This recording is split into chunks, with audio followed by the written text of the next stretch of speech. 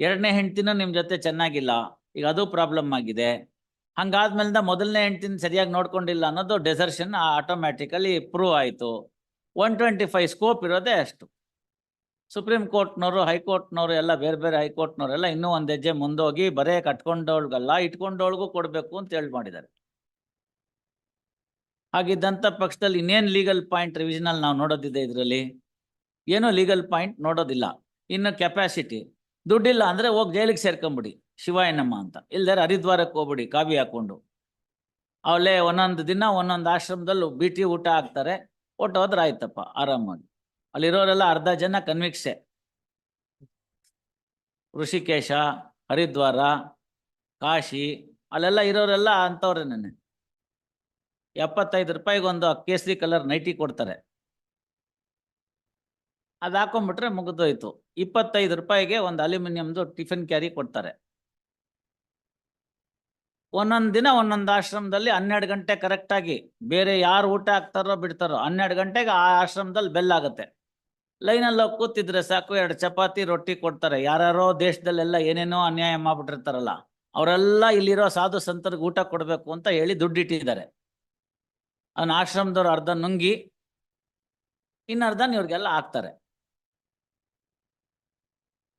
ಬಿಟ್ಬಿಟ್ಟು ಅಲ್ಲೋಗಿ ಸೇರ್ಕೊಂಡ್ಬಿಟ್ರೆ ಮುಗ್ದೋಯ್ತು. ಕಾವಿ ಹಾಕೊಂಡ್ಬಿಟ್ಟು ಗಡ್ಡ ಬಿಟ್ಬಿಟ್ರೆ ನಿಮ್ ನಸೀಬ್ ಚೆನ್ನಾಗಿದ್ರೆ ನಿಮ್ಮ ಹತ್ರನೂ ಯಾರು ಶಾಸ್ತ್ರ ಗೀಸ್ತ್ರ ಅಂತ ಕೇಳಿ ಒಂದಷ್ಟು ಬೇರೆ ವರ್ಕೌಟ್ ಆಗುತ್ತೆ ದುಡ್ಡು. ಇಲ್ಲದೆ ಆರಾಮಾಗಿ ಬೆಳಗ್ಗೆ ಇರೋದು, ಸಾಯಂಕಾಲ ಆದರೆ ಗಂಗಾ ನದಿ ನೀರು ಕುಡಿಯೋದು, ಗಂಗಾ ಆರತಿ ಆಗುತ್ತೆ.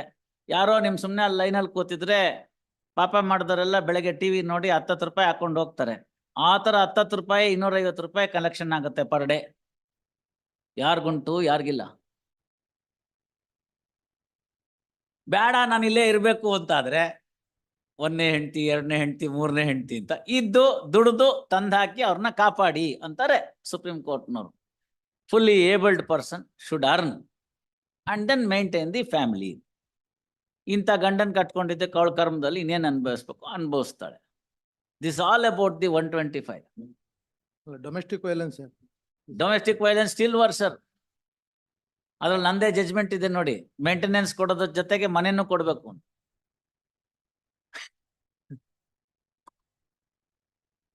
See, in domestic violence, the purpose is to first to restoration of the domestic comforts. ಗೊತ್ತಾಯ್ತಲ್ಲ? ಅದು ಕೊಡಲಕ್ಕೆ ಆಗ್ಲಿಲ್ಲ ಅಂತ ಇಟ್ಕೊಳ್ಳಿ. ಉದಾಹರಣೆಗೆ ಬಾಡಿಗೆ ಮನೆ, ಅವನೇ ಬಾಡಿಗೆ ಮನೆ ಬಿಟ್ಬಿಟ್ಟಿರ್ತಾನೆ, ಎಲ್ಲಿ ಸೇರಿಸೋದು? ಅಂತಹ ಸಂದರ್ಭದಲ್ಲಿ ಅವ್ರಿಗೆ ಕೊಡ್ತಿದ್ದಂಥ ಕಂಫರ್ಟು ಏನಾಗ್ತಿತ್ತು ಅದಕ್ಕೆ ಸೂಕ್ತವಾಗಿರ್ತಕ್ಕಂಥ ಅಮೌಂಟ್ನ ಮೇಂಟೆನೆನ್ಸ್ ಅಂತ ಕೊಡ್ಬೇಕು. That is the last priority. ನಮ್ಮ ಮ್ಯಾಜಿಸ್ಟ್ರೇಟ್ ಡೈರೆಕ್ಟ್ ಆಗಿ ಅದನ್ನ 125 ಪ್ರೊಸೀಡಿಂಗ್ಸ್ ತರ ಡೈರೆಕ್ಟ್ ಆಗಿ ಮೇಂಟೆನೆನ್ಸ್ ಅಲೋ ಮಾಡ್ತಾ ಇದ್ದಾರೆ. No, that is not the purpose. Purpose is to see that she would be brought back to the shared residence ಅಂತ. That is the purpose of domestic violence act. throughout the proceedings Maladi has paid the interim maintenance. ಈಗ ಆಯ್ತಲ್ಲಪ್ಪ, ನಾಳೆ ಬೆಳಗ್ಗೆ ಗಂಟು ಮೂಟೆ ಸಮೇತ ತಮ್ಮ ಮನೆಗೆ ಬರ್ತಾರೆ, ಸೇರಿಸ್ಕೊಂಬಿಡಿ ಡೊಮೆಸ್ಟಿಕ್ ವೈಲೆನ್ಸ್ ನಲ್ಲಿ. ಮ್ಯಾರೇಜ್ ಡಿಸಾಲ್ವ್ ಆಗಿದೆ ಸರ್. ಮ್ಯಾರೇಜ್ ಡಿಸಾಲ್ವ್ ಆಗಿದ್ರೆ ಅಲ್ಲಿ ಪೀರಿಯಡ್ ತನಕ ಏನ್ ಕೊಡ್ಬೇಕಾಗಿತ್ತು ದುಡ್ಡು ಕೊಟ್ಬಿಟ್ಟು ಅತ್ಲಾಗ ಮುಗೀತು ಅಂತ ಹೇಳಿ ಕೈ ತೊಳ್ಕೊಂಡ್ಬಿಡೋದು.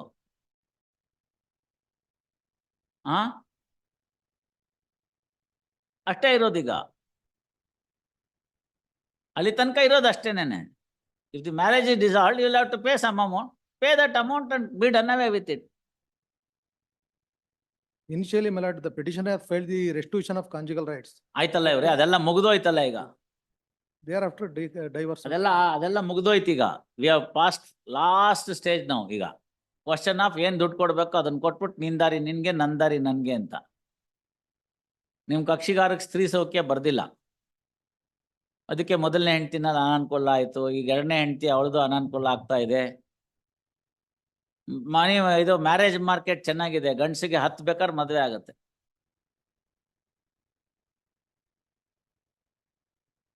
ಏನ್ ಮಾಡೋದು?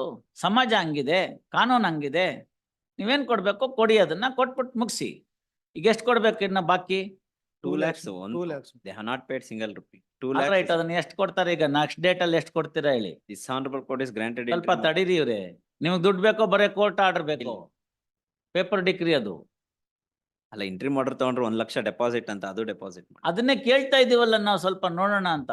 But from the year 2010 to 2017. No mister, You have to deposit 1 lakh as per the interim order. How much you have deposited? But ask my client, my lord. No, ನೀವ್ ಹೇಳ್ಬೇಕು, ನಿಮ್ ಕ್ಲೈಂಟ್ ಏನ್ ಗೊತ್ತಾಗುತ್ತೆ, ನೀವ್ ಹೇಳಿ ಈಗ.